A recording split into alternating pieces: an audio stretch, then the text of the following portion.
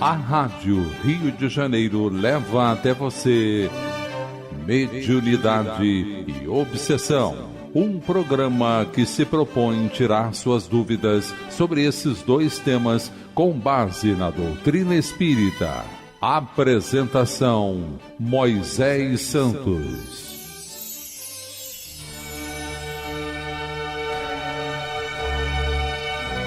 Caríssimos ouvintes da Rádio Rio de Janeiro, eu sou Moisés Santos e este é o programa Mediunidade e Obsessão. Continuamos juntos, meu caro ouvinte, estudando a mediunidade, esta ferramenta concedida ao Espírito que estabelece o recurso da comunicabilidade entre dois mundos, entre o mundo causal verdadeiro, o mundo espírita, e o mundo corpóreo. E através dessa conexão, nós buscamos os recursos pedagógicos, as experiências de vida de cada um dos comunicantes. E nas reuniões mediúnicas de desobsessão, nós buscamos conhecer cada vez mais a nós mesmos, conhecer o que pode nos levar também a esta difícil enfermidade de ser erradicada quando se inicia através das conexões das nossas imperfeições. Então, um trabalho que realizamos na Casa Espírita com a segurança e confiança no mundo espiritual, com uma equipe preparada, desejosa de estudar, de comungar valores, de unir-se em amizade, entrelaçando-se na proposta da fraternidade legítima para sempre aprendermos, acolhermos e sermos úteis ao mundo espiritual e, portanto, à proposta de nosso Senhor Jesus Cristo em seu Evangelho. Você já sabe, meu caro ouvinte, nós estamos estudando juntos o livro Diálogo com as Sombras. O autor é Hermínio Corrêa de Miranda, da editora da Federação Espírita Brasileira. Hoje nós vamos iniciar o último capítulo da segunda parte desta obra, que trata das pessoas, em que o autor faz uma classificação dos comunicantes. É o capítulo de número 23, intitulado Mulheres. Ele inicia o capítulo dizendo: o trabalho mediúnico oferece insuspeitadas condições de aprendizado. Cada sessão traz as suas surpresas. Cada manifestação, suas lições e ensinamentos. A contínua observação desse vai e vem de companheiros desencarnados, o desfile trágico de problemas, angústias, dores e ódios, a força irresistível do amor, as maravilhas da prece, o poder do passe, constitui experiência inesquecível para aqueles que ao longo dos anos entregam-se a essas tarefas redentoras. Então o autor está aqui desnudando a sua alma para cada um de nós, confirmando as nossas palavras da pequena experiência que temos no trabalho mediúnico, do quanto esse trabalho representa acréscimo de experiência, de ensinamentos, nesse vai e vem dos comunicantes. São pessoas, meu caro ouvinte, que estão no mundo espiritual e recebem a oportunidade de se comunicarem, trazerem os seus dramas, trazerem as condições viciadas que vivem, as suas dores, mas também a sua palavra amiga, mas também as instruções do mundo espiritual. Então nós vamos fazendo todo um apanhado de recursos pedagógicos que servem para a vida inteira de cada um de nós. Hermínio Miranda está exatamente confirmando tudo isso. Antes de prosseguir, talvez sejam convenientes algumas observações de caráter doutrinário. Sim, meu caro ouvinte, o Livro dos Espíritos deixa bem claro essa condição com relação ao sexo no espírito. Os espíritos possuem sexo?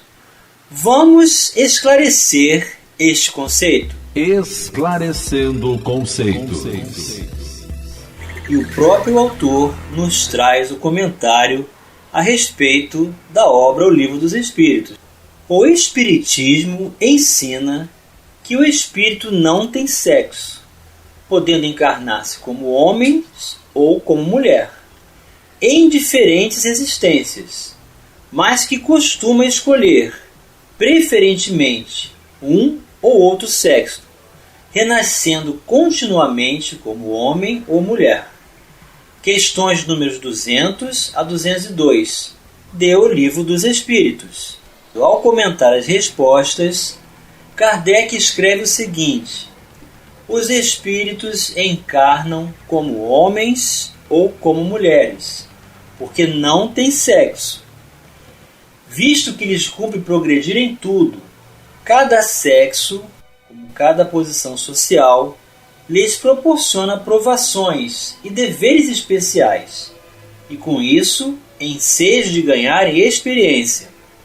Aquele que só como homem encarnasse, só saberia o que sabem os homens. Dessa forma, não são muito precisas as expressões espírito feminino, espírito masculino, que são usadas à falta de outras. A questão é bem mais complexa do que parece à superfície. Certa vez, perguntei a um amigo espiritual por que difere tanto na sua estrutura psíquica o espírito encarnado como homem daquele que se encarna como mulher. O homem é mais agressivo, dado a gestos de coragem física, menos sentimental, ao passo que a mulher inclina-se mais à compassividade, à renúncia, ao recato, sendo, portanto, mais acessível à emoção e aos sentimentos. Por que isso, se não tendo sexo, os espíritos deveriam ser assemelhados? Disse-me ele, coerente com os postulados doutrinários, que como espíritos conservam características em comum, mas ao se reencarnarem, aceitam condições que lhe facultam desenvolvimento de certas faculdades, em detrimento de outras. Ou melhor, optam pelo aprimoramento de alguns aspectos espirituais, em que estejam particularmente interessados. Então as funções são diferentes no corpo físico, daí o ensejo para desenvolver essa ou aquela aptidão. Assim é realmente como a perfeição deverá resultar um dia do desenvolvimento harmonioso de todas as faculdades possíveis ao ser humano. É natural que este tenha que ir por etapas, cultivando-as em buquês, até que, alcançando o ponto desejado, possa encetar outras realizações. Tentemos, não obstante, ampliar um pouco mais a questão, na esperança de alcançar uma visão mais clara de suas dificuldades.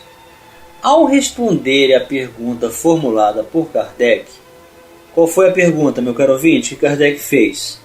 Têm sexos os espíritos? Os instrutores informaram o seguinte: não como entendeis, pois que os sexos dependem da organização. Há entre eles amor e simpatia, mas baseados na concordância dos sentimentos. Foi a resposta dos espíritos. Certamente que sentiram esses instrutores que não era tempo ainda de aprofundar mais a questão, mas disseram bastante para compreendermos alguns pontos essenciais. De fato, a doutrina nos ensina, alhures, que o ser encarnado resulta de um arranjo, aqui entre aspas, entre três componentes distintos: espírito, perispírito e corpo físico. Então, o encarnado é um ser triplo.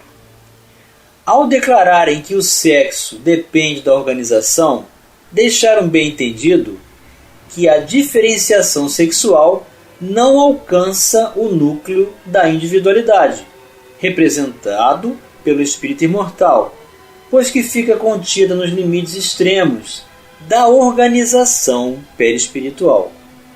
Por outro lado, Emmanuel informa, em resposta à pergunta número 30, há órgãos no corpo espiritual? Ele responde que sim, pois o corpo físico é uma exteriorização aproximada do corpo perispiritual.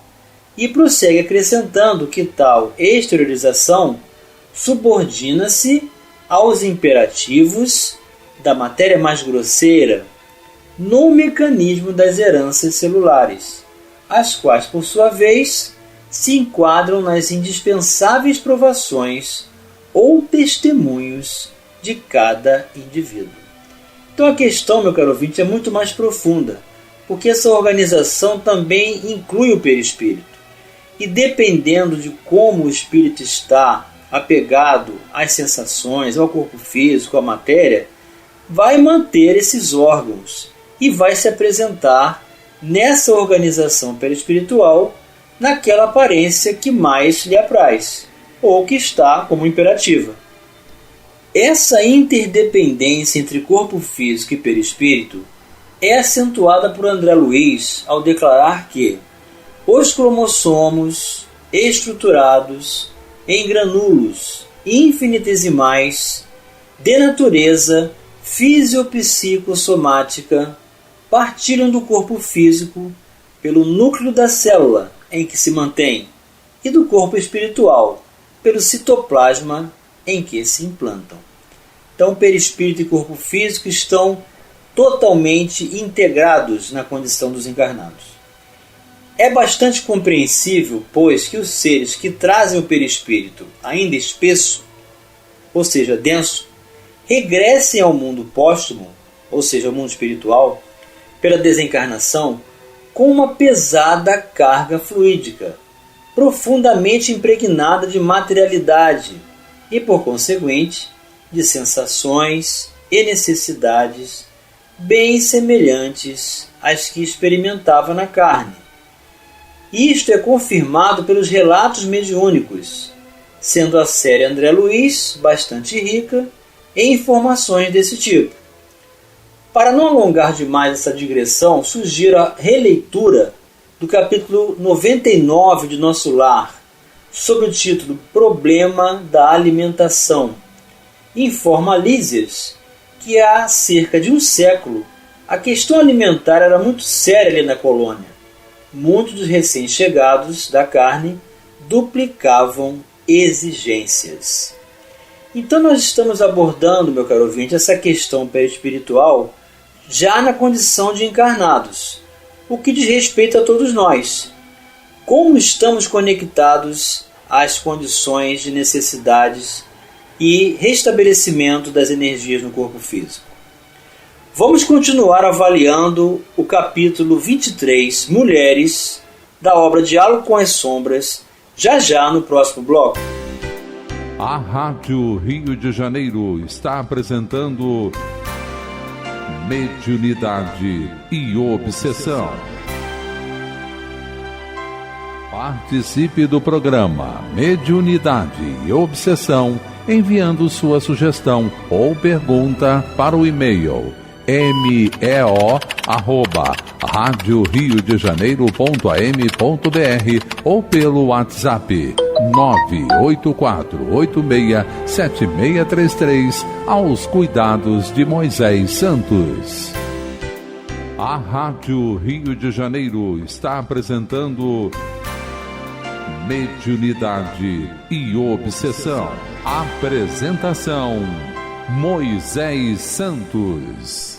Caríssimos ouvintes da Rádio Rio de Janeiro, voltamos agora para o segundo bloco do nosso programa de hoje, em que estamos iniciando o último capítulo da segunda parte que trata das pessoas desta obra, que você já sabe, Diálogo com as Sombras. O autor é Hermínio Corrêa de Miranda, da editora da Federação Espírita Brasileira. O autor está nos dando as orientações doutrinárias baseadas nas condições da doutrina espírita com relação à pergunta 200 e 201 sobre o Livro dos Espíritos quanto à condição de sexos nos espíritos. E os espíritos respondem que depende da organização, porque existe, mas não como nós o compreendemos.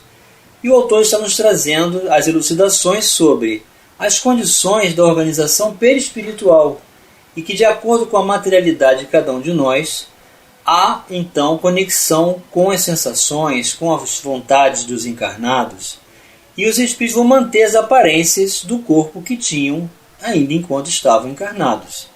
Assim também acontece com a alimentação. Quando ele iniciou então o raciocínio, nos convidando a estudar o capítulo 99 do livro Nosso Lar, cujo título é Problema de Alimentação.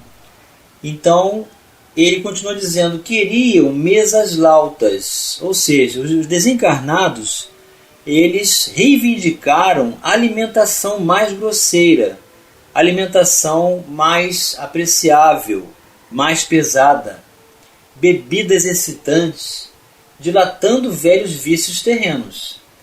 Quando a direção da colônia tomou providências mais enérgicas para coibir os abusos.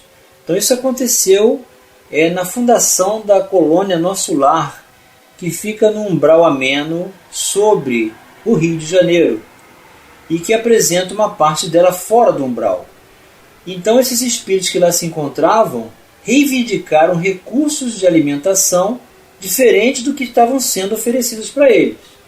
A direção teve que tomar medidas enérgicas.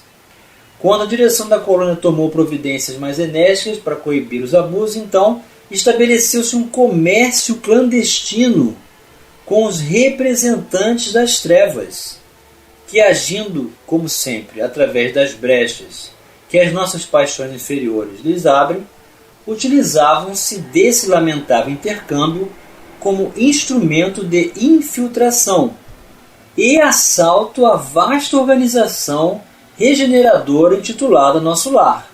Foram implantadas severas medidas de correção e reajuste, mas os alimentos não foram totalmente abolidos, em virtude da condição perispiritual ainda bastante densa da grande maioria dos que habitam aquela colônia.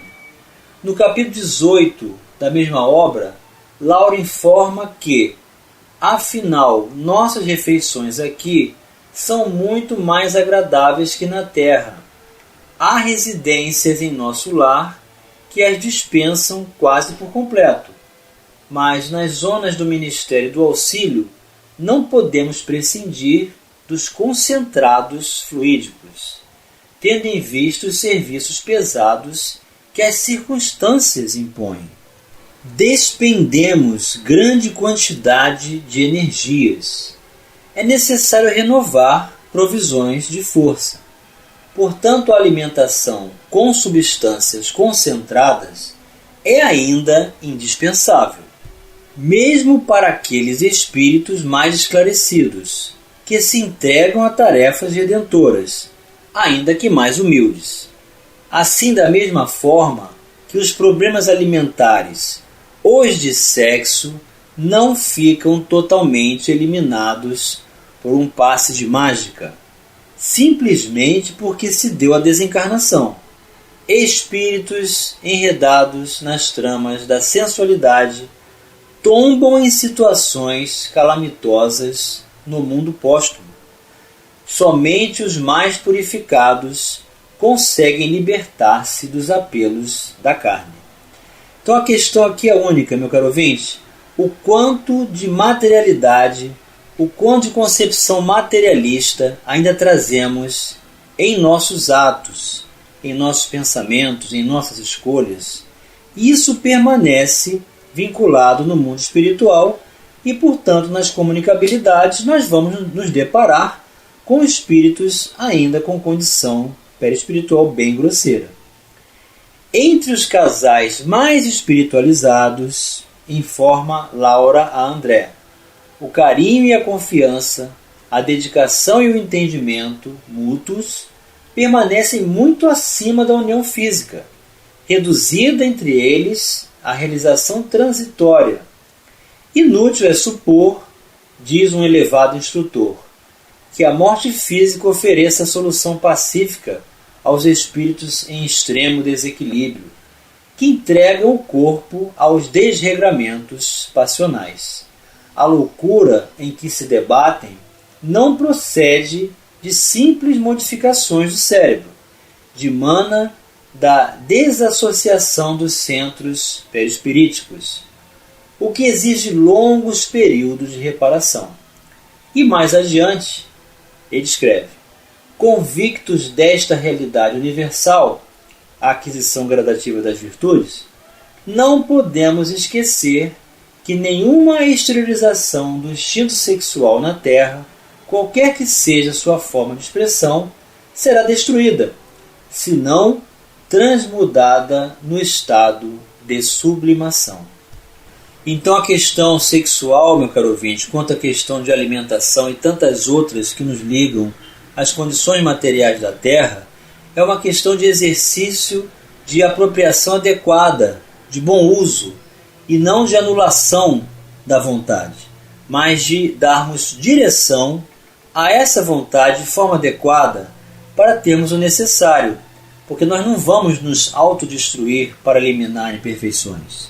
O que temos que fazer é dar boa direção às nossas energias já estabelecidas naturalmente das fontes dos valores de espírito. Não resta dúvida, portanto, do estudo doutrinário e das observações colhidas por espíritos credenciados no imenso laboratório da vida, que o sexo persiste no mundo póstumo, até que seja sublimado. A sublimação há de marchar, por isso, junto com a sutilização progressiva do espírito, pois que, chegada à condição de pureza, o sexo será para o espírito apenas a lembrança de uma experiência valiosa, entre outras, lhe serviu de degrau para a sua escalada. E chegou o momento, meu caro ouvinte, de você receber a mensagem ao seu coração. Mensagem ao coração.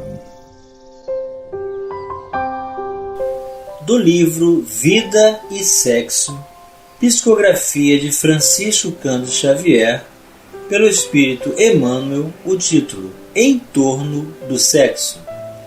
Ante os problemas do sexo, é forçoso lembrar que toda criatura traz os seus temas particulares, com referência ao assunto. Atendendo à soma das qualidades adquiridas na feira das próprias reencarnações, o espírito se revela no plano físico pelas tendências que registra nos recessos do ser, tipificando-se na condição de homem ou de mulher, conforme as tarefas que lhe cabe realizar.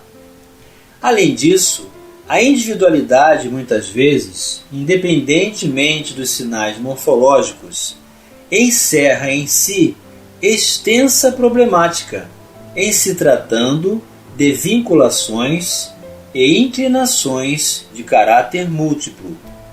Cada pessoa se distingue por determinadas peculiaridades no mundo emotivo. O sexo se define desse modo por atributo não apenas respeitável, mas profundamente santo da natureza, exigindo educação e controle. Através dele, dimanam forças criativas, às quais devemos na Terra o Instituto da Reencarnação, o templo do lar, as bênçãos da família, as alegrias revitalizadoras do afeto, o tesouro inapreciável dos estímulos espirituais. Deste arrazoado subtrair-lhe as manifestações aos seres humanos, a pretexto de elevação compulsória, de vez que as sugestões da erótica se entranham na estrutura da alma, ao mesmo tempo que seria absurdo deslocá-lo de sua posição venerável, a fim de arremessá-lo ao campo da aventura menos digna, com a desculpa de se lhe garantir a libertação. Sexo é espírito e vida, a serviço da felicidade e da harmonia do universo. Consequentemente, reclama responsabilidade e discernimento, onde e quando se expresse. Por isso mesmo, nossos irmãos e nossas irmãs precisam e devem saber o que fazem com as energias genésicas, observando como, com quem e para que se utilizam de semelhantes recursos, entendendo-se que todos os compromissos na vida sexual estão igualmente subordinados às leis de causa e efeito. E segundo esse exato princípio, de tudo o que dermos a outrem, no mundo afetivo, outrem também nos dará. Emmanuel para os nossos corações, convidando-nos à saúde de espírito, convidando-nos ao progresso, à apropriação do necessário, ao uso adequado das energias genésicas em nossas vidas, meu caro ouvinte, para que haja plenitude, para que haja satisfação e recursos de pacificação, de amor legítimo com o Evangelho de nosso Senhor Jesus Cristo, hoje e para todo sempre. Um grande abraço e até o próximo programa. A Rádio Rio de Janeiro apresentou Mediunidade e Obsessão.